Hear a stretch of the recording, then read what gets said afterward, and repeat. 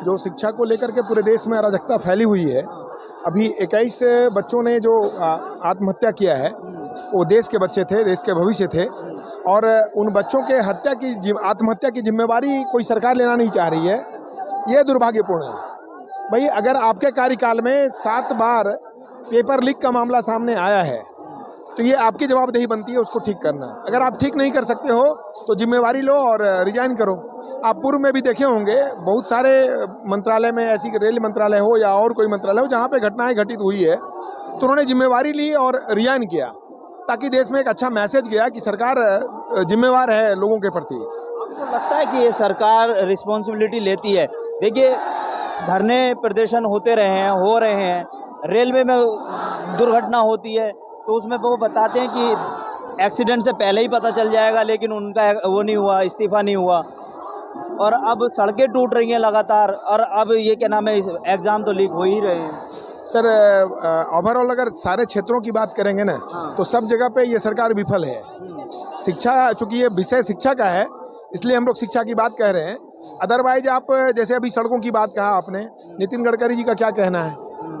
Toll बढ़िया बढ़िया लगा दिया आपने।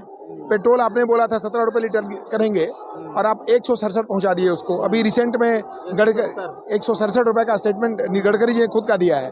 अदरवाइज भाई, आप इथनॉल मिला हुआ डीजल आप पेट्रोल यूज़ करो। तो गड़बड़ियाँ तो सभी क्षेत्रों में है। चूँकि ये शिक्षा से जुड़ा हुआ विषय है, आप शिक्षा इसलिए नहीं देना चाहते हैं क्योंकि शिक्षा जब लोगों में आएगा तो सवालों को खड़ा करेगा और आप सवाल का जवाब देना नहीं चाहेंगे। आप किस राज्य में रहते हैं? मैं सर झारखंड से हूँ। झारखंड से।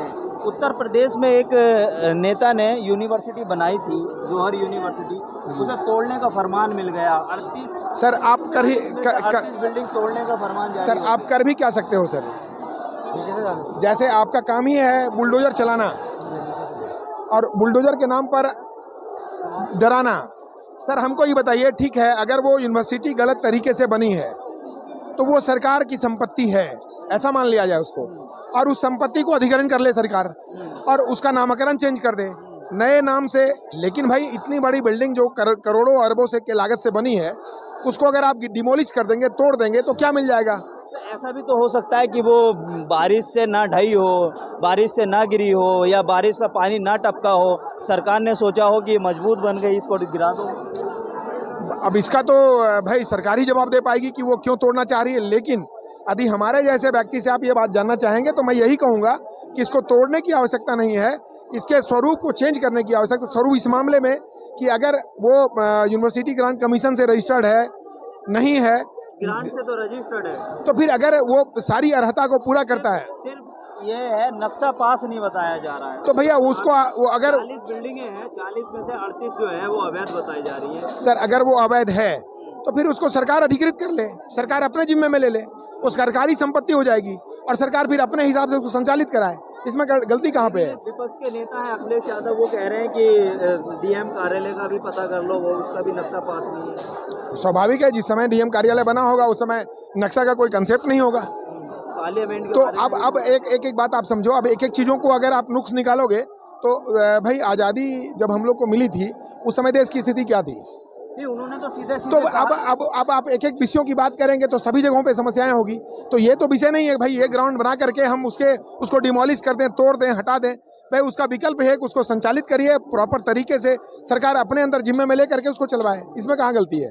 बहुत बहुत शुक्रिया भाई। डर खत्म, किस चीज़ का डर खत्म हो गया? डर खत्म इस सरकार से हो गया जो ये सोचती है कि वो युवाओं को डरा देगी।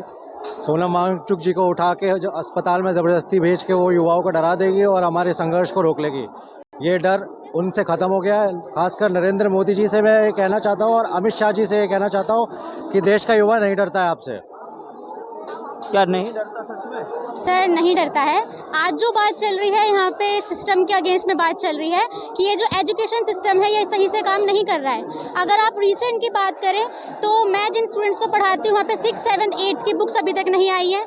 एनईपी के अकॉर्डिंग, न्यू एजुकेशन पॉलिसी के अकॉर्डिंग इन्होंने बहुत कुछ जो है वो सिलेबस से आउट कर दिया है। मैंने अपने टाइम में जो पीरियोडिक टेबल अपनी 10th क्लास में पढ़ी थी उसकी एजुकेशन आज बच्चों को नहीं दी जा रही है। और कई ऐसी बातें अम्बेडकर के बारे में सही से नहीं पढ़ाया जा रहा है। ऐसे नेता, ऐसे लोग जिन्होंने तो उन्होंने कह दिया इतिहास हम बदलेंगे, तो वो किताबें सर, इतिहास बदलने से जो जो हुआ है वो तो नहीं बदल सकता, वो किताबों में जो लिखते हैं वो अपने अकॉर्डिंग, अपने पॉइंट ऑफ व्यूज।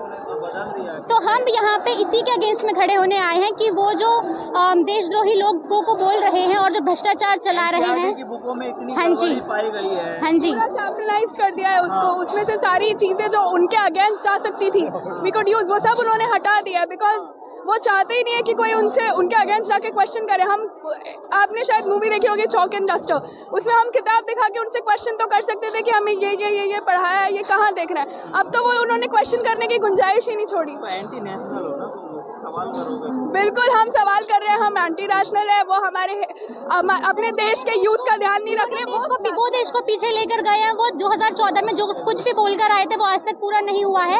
हम सरकार को इसलिए चुनते हैं कि जो पास्ट में गलतियां हुई हैं फ्यूचर में ना हो, प्रेजेंट में ना हो।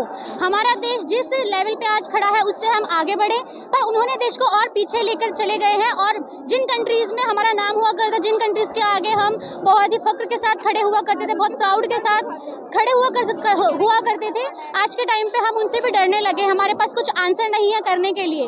जब लोग भारत के बारे में बहुत कुछ पॉइंट आउट करते हैं, यहाँ पे गर्ल्स का जो सेफ्टी है वो उसका रेट कम होता जा रहा है। बहुत छोटा सा देश है, हाँ जी, हाँ जी, जो नेपाल है वहाँ पे जो क्रांति हुई है उन्होंने थोड़ा सा नॉन वायलेंट जो तरीका है उसको चूज किया है, बट हम जो है पीसफुली इस मूवमेंट को आगे ले जाने का ट्राई कर रहे हैं। और सरकार जो है वो पीसफुल लोगों को सुनने में थोड़ा टाइम लगाती है, बट हमें बहुत उम्मीद है कि ये मूवमेंट जो है वो सक्सेसफुल होगा और ये सरकार चेंज होगी। गांधीवादी लोग। Yes sir, thank you. जो कॉकरोच हैं इनका साफ कहना हम गांधीवादी हैं। अब गांधीवादी के रास्ते पे ये चल रहे हैं, गांधी के रास्ते पे ये चल रहे हैं। अब ये तय करना आप लोगों को है कि देखते हैं कि इनकी आवाज़ सरकार के कानों में पहुंच पाएगी।